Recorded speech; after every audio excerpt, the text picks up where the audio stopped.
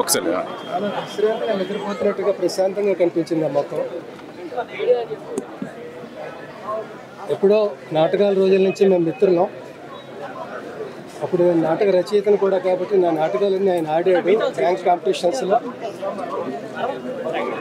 కొన్నిటికి నేను ఆయనకి డైరెక్షన్ చేశాను. ఆయన రవీంద్ర భారతిలో గ్రాండ్గా ఒక ఫంక్షన్ చేశారంటే రంగస్థల గురువులకి సన్మానం.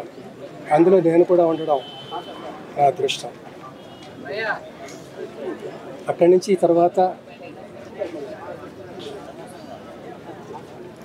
రచయితగా నేను రాసిన హలో బ్రదరు, సత్యరత్న గారు అబ్బాయి, ఇంకా కొన్ని కిష్కిందకాండ, చాలా సినిమాల్లో ఆయన మంచి వేషాలు పోషించారు. తర్వాత నటుడిగా మేము చాలా సినిమాలు చేసాం. ముఖ్యంగా ఎప్పటికీ నాకు అందరికీ గుర్తుకొచ్చే పాత్ర అమ్మ 1వ తారీఖులో నా తండ్రిగా నటించిన పాత్ర. అలాంటి పాత్రలో ఎలాంటి పాత్ర ఇచ్చినా ఆయనకి జీవిస్తాడు తప్ప నటించాడు. ఎన్ని పాత్రలు 800, 900, 1000 వేషాలు వేస్తే అన్నీ దేనికది విశిష్టంగా విలక్షణంగా ఉంటాయి. విలక్షణ నటుడు ఆయన. అందరినీ కూడా ఎంత చమత్కారం ఉందో, చిన్న పుల్ల విరుపు ఉంటుంది. ఆ పుల్ల అగ్గిపుల్ల లాంటిది, బగ్గుబంటి ఉంటుంది కూడా. చమత్కారం వల్ల అది చాలా ఎన్హాన్స్ అయ్యి రాణించే వాని మాటలు నేను. అందుకే చుట్టూ చేరేవారు అందరూ షూటింగ్స్లో ఆయన చుట్టూను. నన్ను మాత్రం ఎందుకో ఒక 1% ఎక్కువ స్పెషల్గా చూసేవాడు ఆయన. నేను నాటకరంగం రోజు నుంచి రచయితను కూడా అవడం బట్టి, సినిమాల్లో కూడా రచయితను కాబట్టి 2-3 చోట్ల నా గురించి ఆయన చాలా గొప్పగా మాట్లాడారు. ఒక చోట సినిమా రంగంలో మధ్యతరగతి జీవితాలని కె. బాలచంద్ర గారు ఎలా ఆవిష్కరిస్తారో, రంగస్థలంలో ఎల్బి శ్రీరామ్ దానికి ధీటుగా అంత బాగా రచించి ప్రదర్శించి ప్రేక్షకుల మన్ననలు పొందారు అని ఒక చోట అంటే, ఇంకో చోట మీరు సరస్వతి పుత్రులు, మంచి గురువుల దగ్గర శిక్షణ పొందారు, మంచి సినిమాలకి రచనలు,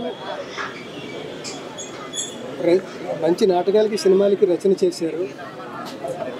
సమాజానికి ఎంతో అవసరమైన ఉపయోగకరమైన ఆ పెన్నుని మీ జేబులో పెట్టుకుని మీరే మురిసిపోతే ఎలాగా, ఆ పెన్ను గుండెకి బరువు అనిపించట్లేదా అన్న చోట రాశాడు ఆయన స్టైల్లో. దానికి నేను ఏం చెప్పాలో తెలియక, పెన్ను తీయాలనే నాకు ఉందండి, కానీ తీస్తే జేబుతో పాటు పెన్ను కూడా తేలికైపోతుందేమో అని భయంగా అలా ఉంచేసాను. బరువుగానే ఉంది అని నేను అనేవాడిని. ఇలా చాలా అనుభవాలు. హలో బ్రదర్లో చాలా గొప్ప వేషం. ఆయన స్పెల్లింగ్ మిస్టేక్స్ అన్నీ మల్లికార్జునరావు కరెక్ట్ చేస్తుండేవాడు. కమాన్ మార్చ్ అంటే ఇది మార్చి కాదు ఏప్రిల్ అని, అలాగో అవి స్పెల్లింగ్ మిస్టేక్స్ ఎప్పుడు మానేస్తావరా అని అనేవాడు.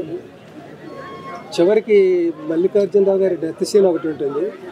అందులో అంటాడు, ఒరే మళ్ళీ నన్ను ఒంటరి చేసి వెళ్ళిపోయావు కదరా, ఇక నుంచి నా స్పెల్లింగ్ మిస్టేక్స్ ఎవరు కరెక్ట్ చేస్తారా అని ఏడ్చాడు.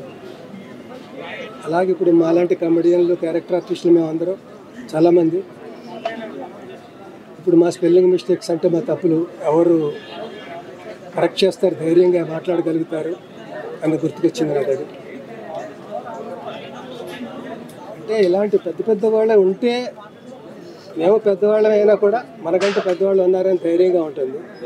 ఒక్కొక్కళ్ళే అలాగా తప్పుకుంటుంటే నెక్స్ట్ టోకెన్ మందే కదా అని భయంగా ఉంటుంది. భయంగా ఎందుకు, వెళ్ళిపోయిన వాళ్ళు ఏమో నష్టపోరు, ఇంకా గొప్ప జీవితాలని అనుభవిస్తూ ఉంటారు. మనం వెళ్ళిపోతే అలాంటి దాన్ని అందుకోవచ్చు కదా అని అప్పుడప్పుడు అనిపిస్తూ ఉంటుంది. ఇది ఏమైనప్పటికీ ఒక మహాప్రస్థానం ముగిసింది. ఆయనకి, వారి కుటుంబ సభ్యులకి శాంతి చేకూర్చాలని భగవంతుడు ప్రార్థిస్తాను.